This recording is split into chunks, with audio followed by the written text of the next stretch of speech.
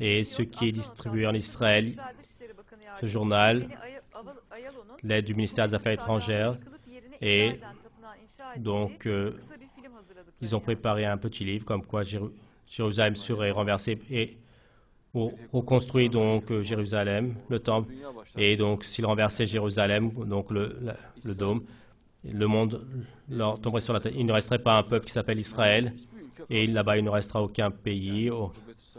Et donc renverser le dôme d'Israël, donc cela veut dire renverser le monde. Le jour du jugement viendra, qu'Allah nous en garde, il n'y aura pas telle chose. Et il parle de projets délirants comme cela. La paix, donc cela empêchera la paix, l'amitié. Ce n'est pas ainsi. S'ils sont sincères, le Mahdi, c'est-à-dire le roi Messie, Shiloh, qu'il demande cela à Allah, et donc ce devoir qui lui a été donné, et lui, donc il va faire de la même manière le temple de Salomon, le masjid du prophète Salomon, et que de telles personnes se présentent, et le fait qu'ils vont construire le masjid, le temple, donc il n'y a pas de tel sujet, des personnes qui ont du mal à marcher dans la rue, et ce n'est pas un devoir à faire par des gens qui n'ont rien à voir avec la religion. Et celui qui est chargé de cela, c'est le Messie, c'est-à-dire le Mahdi. Et c'est cité ainsi dans la Torah. Eux, de toute manière, n'acceptent pas la Torah, ni le Coran, ni les hadiths.